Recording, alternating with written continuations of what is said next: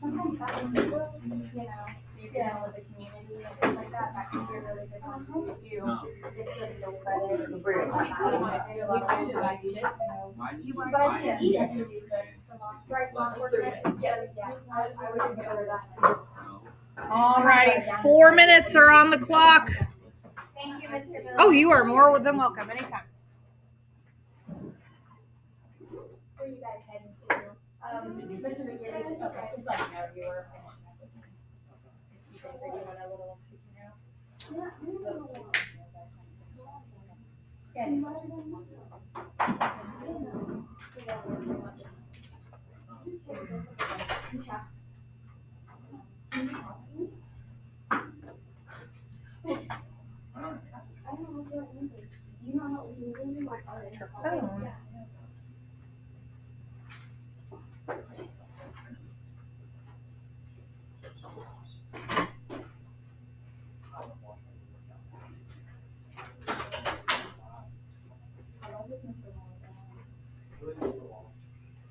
Mr. Waller.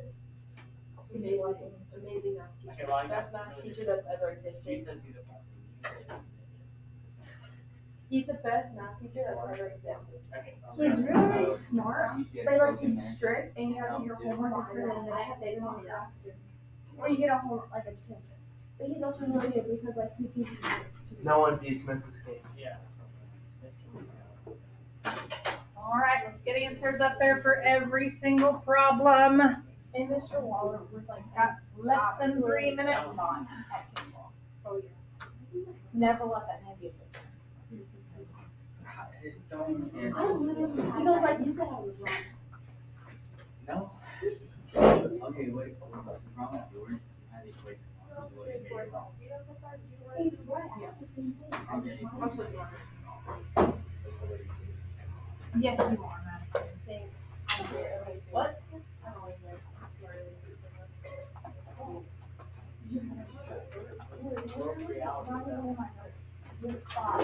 Where's Newsom? IAR testing. Oh, yeah, no. Oh. Did you do? Then why do you have to Zoom on? Just in case they pop on. Yeah, the one. Oh.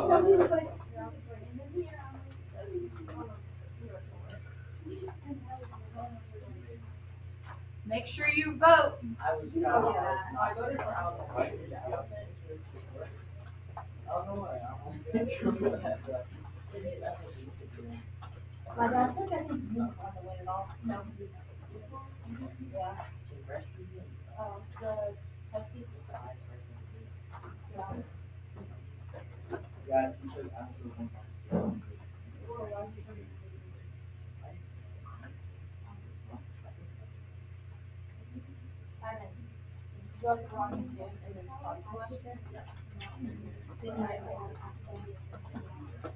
Evan, did you pass it? I mean, Henry also took Algebra 1, but May I have your attention, please? I need the following students to report to the Media Center for Accuplacer testing. Georgia Allred, Wyatt Ashford, Preston Billingsley, Cameron Carrick, Briar Cornelius, Quentin Eckhart, Seth Edelman, Zach Evans, Jessica Goddard, Phineas Griesbach, Alexa Hay, Ryder Hill, Aaron Hood, Chloe Hook, Grayson Horn, Danny Hudgens, Garrett Huntercott, Gavin Jordan, Phoenix Kimmel, Silas Kruger, Lane McClellan, Olivia Mead, Colin Nichols, and Lillian Nichols. Please report to the Media Center. Thank you. Oh, right at the buzzer. Isn't that just amazing? All right. Accuplacers for your English. And if you're a freshman and taking Accuplacer, it's because you're an SIC district. And as a freshman, you can start taking classes in the summer with SIC. Okay. They did that with Shawnee too. Not with Shawnee. You have to be 16 at Shawnee. Okay, let's go over the bell ringers today. Okay, so good. I did let me trick you on this one. How many solutions does that system have? So if they tell you it's a system of equations and you physically only see one line, there's really two. They're laying right on top of one another, and that is infinite solutions, okay? All right, so we added these three x's from one side to the other, and we end up with 2y equals 3x plus 10. Divide by 2 all the way across, and you get y equals 3 over 2x, which they have, plus 5. Right there's their answer, which is 100% awesome, okay? So negative 3x plus 5 is the chunk that you can replace this letter with. So I'm going to write 5x minus 4 times negative 3x plus 5 is equal to negative 3. And then I'm going to solve this. So it's this exact equation right here, but instead of this letter y, I'm going to pluck that out and take this and stick it in its place, because that's how we substitute in math. So then I can solve this by distributing. So 5x plus 12x minus 20 is negative 3. Put together your like terms, you get 17x minus 20 is equal to negative 3. Add 20 to both sides, get 17x is equal to 17, and when you divide that out, you do in fact get 1, which is what they have. And then I take that answer and substitute it back in where x is, and negative 3 times 1 is negative 3, plus 5 is in fact 2. We got the answer there, okay? Same thing here, we're going to take this big chunk of information and replace the letter that is y. So negative 3x minus 3 times negative 5x minus 17 equals 3. All right, distribute that negative 3. So I have negative 3x plus 15x minus what, 54? Plus 54. Is that right? 17 times 3, I don't know my calculator right here with me. 51, how about that? Okay, and then negative 3x and 15x make 12x plus 51 is 3. Subtract 51 on both sides, and you get 12x is equal to negative 48. Divide by 12, and x is in fact negative 4. Sorry, did that math wrong there as well. And so negative 4 times negative 5 is 20. 20 minus 17 is 3, and we got that one correct as well. Great job. All right, open up your Chromebooks and your binders. And your binders need to be open up to page 9. And we have a pair deck that I do believe, oh, I didn't post the link. My apologies. I put it on the wrong class. I already know what I did. Third hour. So refresh your virtual classroom, and the pair deck will be there. And we're going to go through page 9 and 10, looking at a different method of solving systems. So let me open this up here. Which I should have went to the second link.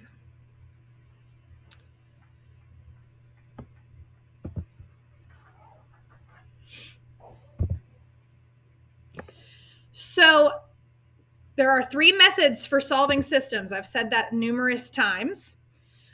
And each one of them works no matter what. So yes, I would like for you to learn all 3, because there are pros and cons to all 3 methods.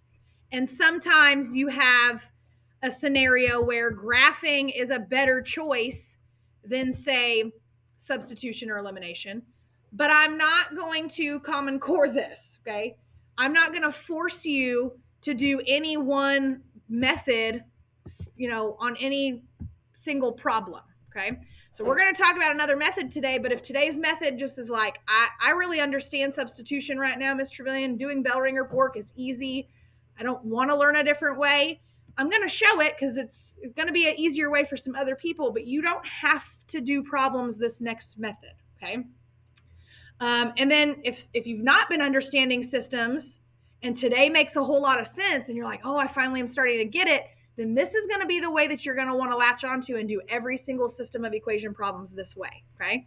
And if this isn't it and substitution wasn't it, and you really liked graphing and that was easy for you, then you need to just tell me that you need graph paper on any assessment, and I will let you have it so you can graph the systems. And you could do that on every problem, okay? So just trying to give variety, because some of us can visualize the methods a little bit different than another, okay? So go ahead and open up this Pear Deck. I'll give you just a couple of minutes to have a little fun like we do, and draw a funny picture while you get situated.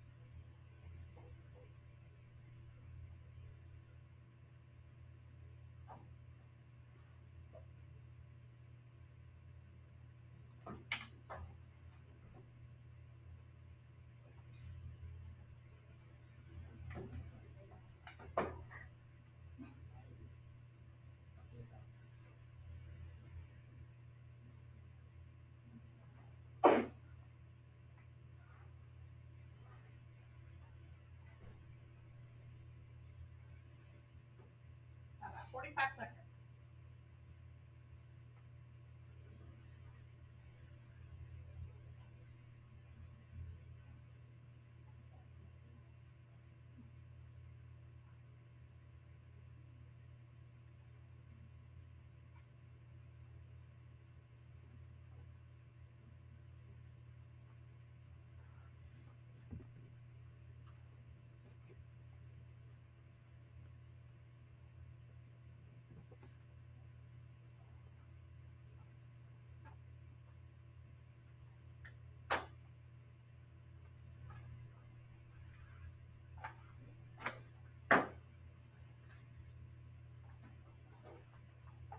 Alrighty, let's take a gander at these clowns sneezing out flowers.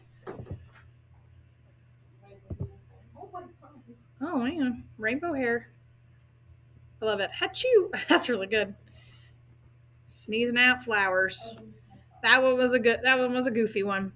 All right, so let's talk about elimination. Now, some of these slides are going to be interactive. Others are not, because if they're not interactive, it's intended for me to talk through it for you, okay? And we're also going to jump around a little bit, because I don't like the order of these questions and how they've, the way that the order of the questions. Like, they skip to number 5 and 6 on purpose in the Ed puzzle, because it's easier to start with those first, okay? So elimination, the word itself tells you what should be happening within the system. Something is going to get eliminated, which means go away, right? So in math, there's 2 different ways that things can be eliminated. The one you're most probably familiar with is subtraction, right? If I have 5 apples and I want them all to go away, I subtract 5 and now I have 0 apples, right? So subtraction is one way that we make numbers eliminate with each other. The other way, which is not as like in your subconscious as much as subtraction, is the fact that when you have a negative number and its positive opposite, those two things cancel out to make 0 as well, and especially when you put them together, right? So for instance, in number 6, and I know you've already done this if you've done the ed puzzle, but they didn't have another example for me to use, so I just kind of want to talk about it again. When I look at this problem, the thing that I notice first is that this variable here, the y's, there's negative 3y's and positive 3y's. So if I could put those together, they would eliminate each other because a negative and a positive make 0, right? So putting together means that we would take these two sentences and add them up. And just like old school addition where you go through column for column and you add, that's what we're going to do, and you'll see that the y's are going to go away, okay? So 10 plus negative 2x is 8x. These two variables cancel each other out. I don't feel like some of you are very engaged right now. If you're watching YouTube, turn it off. Do yourself a favor, okay? Try to pay attention. 18 plus 6 is going to be 14, right? No, 24. Stupid. That was dumb. Okay. 14. Okay. So now when I have done the addition of these two sentences together, I've eliminated a variable, created a very easy one-step equation, right? 8x equals 24 is very simple to solve. I just divide by 8 on both sides, and I get x is 3. So now I know what x is. I can use that answer to go back to one of my two equations, plug it in, and solve for y. So remember, with substitution, the very first step creates a really long equation that you have to break down. It takes several steps. You get the first number after a lot of work. Then you take that answer, go back, and it's very easy to get the second number, right? You don't even have to write anything down in most cases. With elimination, 9 times out of 10, you create a very small equation in your first step. The first step is pretty easy. It's a little lengthier on the back end, okay? Because we're going to take this x, and I don't care which equation you choose. It would work in either one. I'm going to choose this second equation, actually. Why am I not writing? What's happening here? Let's get some ink. Stop it. What? Oh, because the transparency. Duh. Okay. So I'm going to take this second equation, honestly, because it has smaller digits in it. Like, I don't want to have 10 and negative 3 and 18. I don't want to mess with that just in case I mess up my math. And I'm going to rewrite it over here. And now I'm going to take my answer, and put that in for x. I don't know what all that's about, but let's get rid of that. My finger must have touched the screen. Okay. So negative 2 times 3 would be negative 6. And I can solve this two-step equation for y. I'm going to add 6 to both sides, get 3y equals 12. I'm going to divide by 3 and get y is 4. So my final answer is x is 3 and y is 4. Okay? So, next is your turn. Try number 7 in your book.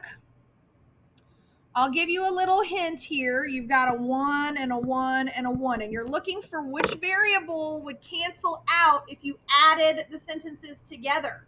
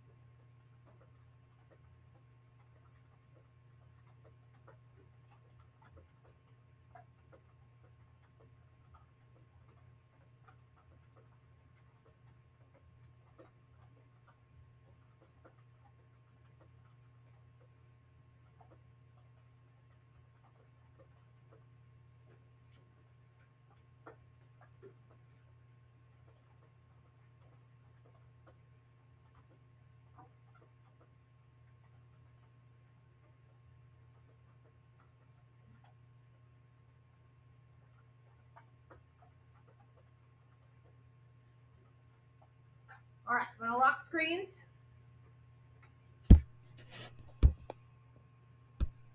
Maybe I am.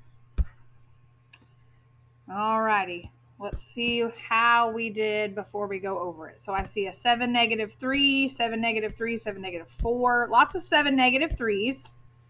So let's go back and see how we might have gotten 7, -3. So again, when I look at this, I see x has a 1 and a 3. If I add those together, it's going to be 4. If I use the other elimination method, which we're going to see in a second, which is subtraction, I would get -2. The goal is 0. So now I'll move over to the y's. One has a 1 and the other has a 1. So since those have the same digits, chances are either addition or subtraction could cancel them out. So there's a negative and a positive. So addition is going to be my best bet. So I'm going to put add out in front. 1 plus 3 is 4x. -1 plus +1 cancels out. And 10 plus 18 is 28. Divide by 4. And x is 7, okay? Take that 7 and go plug it into whichever one you want. I usually pick the equation that has the smaller digits, right? So x minus y is 10. Well, if 7 is x, I would subtract 7 on both sides to get -y equals 3, divide by -1, and get y is -3. So the answer is, in fact, 7, -3. I have no idea who that is. Oh, okay, Mr. Gifford's with him, so I'm like, there is just a strange adult that I've never seen before standing out my doorway. What's happening right now? Okay, and I just recorded that for the whole world to see. Cool. All right, next problem. So we're going to jump back to number 2. Okay, and I told you we were going to jump kind of around on this page. So if the variable has the same digit, I'm not saying same number because in that last problem, it was a -1 and a +1. That's not the same number. I don't want you to hear me say that. But they both had 1s as their digit, okay? So since they both had 1s, then we looked at the signs, and one was positive, one was negative. So that was our clue to use addition. We're still going to do the same process. We want to find which one of these variables has the same digit. And in this case, it's your x's, right? Because both x's have a 1 in front of them. But if I was to add that up, I would get 2x. And I need for it to be no x's. So you can use addition when the signs are different, but you should use subtraction when the signs are the same. And I try to teach students to remember this by saying same signs subtract. They all start with S, right? Same signs subtract. Both of these digits are 1, but they're also both positive. So instead of using addition, because that's not going to eliminate anything, switch it to our other elimination method, which is subtraction, and then do the same process. But with subtraction, you've got to make sure you're being careful because you wind up with double negatives and you wind up with some integer rules that could mess you up, right? So 1 minus 1, that's easy. It goes away. But look at the next problem. It's 4 minus -1. I'm going to say that again. It's 4, then your minus sign that you chose, -1. Double negatives make a positive, so this is not 3y, it's actually 5y. So you might want to use your calculator just to double check, especially when you're using addition or subtraction, 13, go out to your subtraction sign, minus 3 is 10. Well, 5 times 2 is 10. That one's easy, right? Now, same process. You take your answer and you plug it back into one of your equations. Why is it doing that? Stop it. Stop. I hate this little program. I really do. But it's the only one that lets me write on my screen in Pear Deck. I wish that I could find a different one, okay? I'm going to take the one with the littlest digits. X minus y is 3. I plug my answer in for the variable that it was equal to. So x minus 2 is 3. So I add 2 to both sides. And I get x is 5. Right? So my final answer is 5, 2. So you might want to get that down for note-taking purposes. Now you're going to try a couple, right? I'll leave this up, but I'm going to toggle it to the next screen so that you can start working on, I don't know what number this is. 3? I cut off the number. Is it number 3? Okay. Number 3.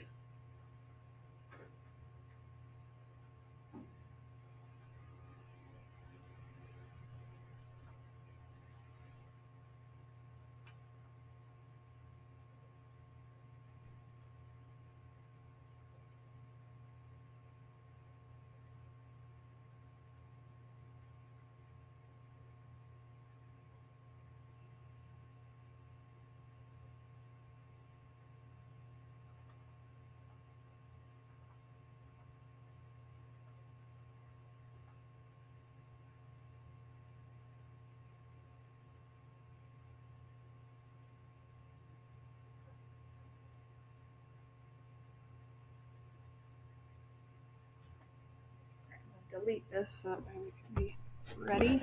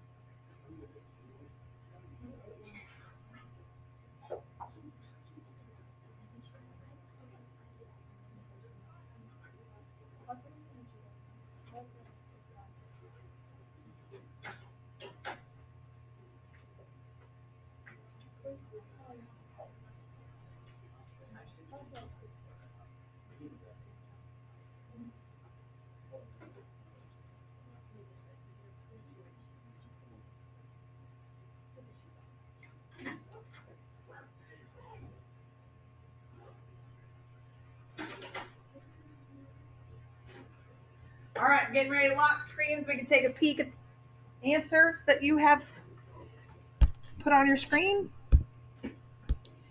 So I see 8-1, 8-1, 8-1, lots of 8-1s.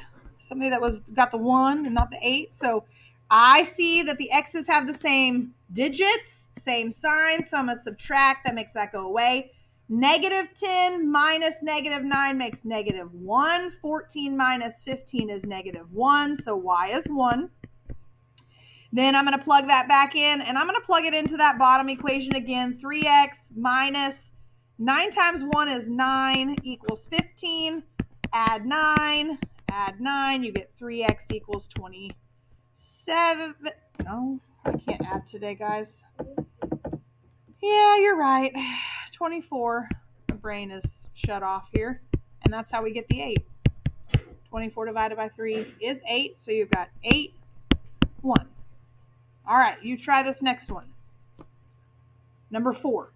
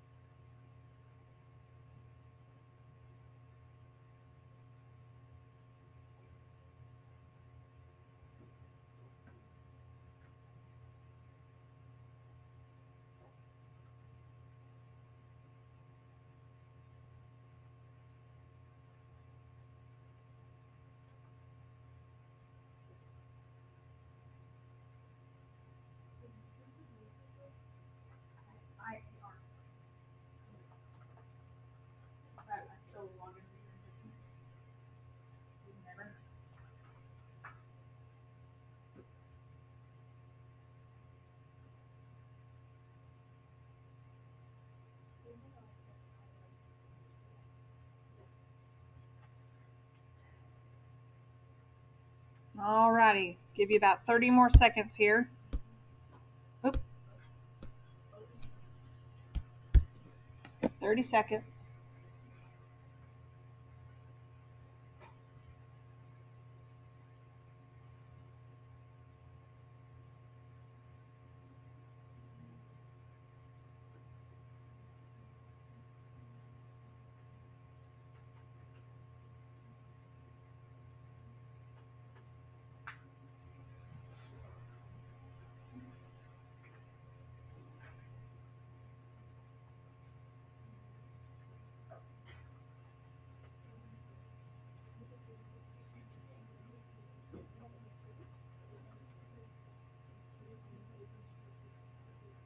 Alrighty, so lock your screens.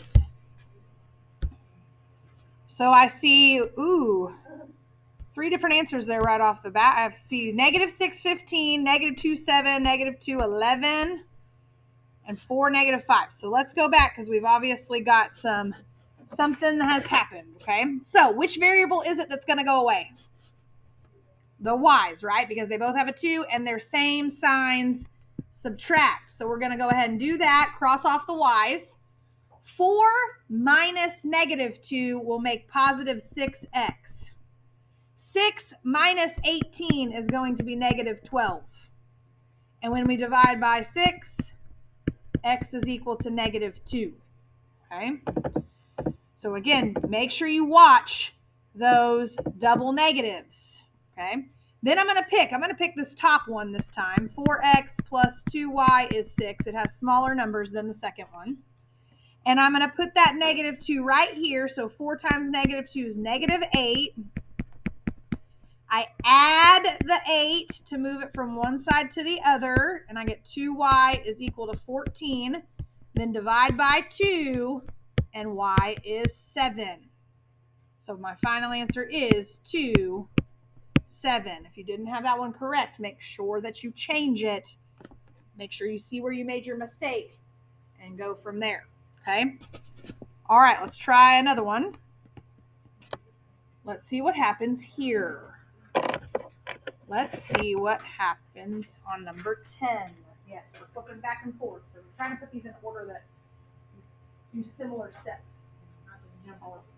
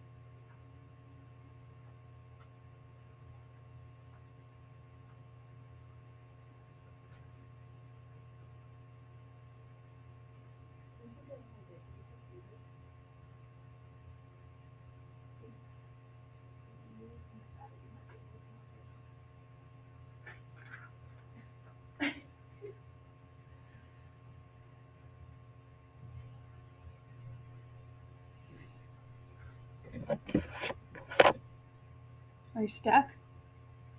Yeah. Okay. So, which variable do you think is going to go away? Okay, so everybody probably sees the 3x, right? So the 3x's go away. So 3 minus 3 is 0. Treat this like you would any other problem. Negative 4, if you need to do it in your calculator, minus negative 4 will come out also as 0.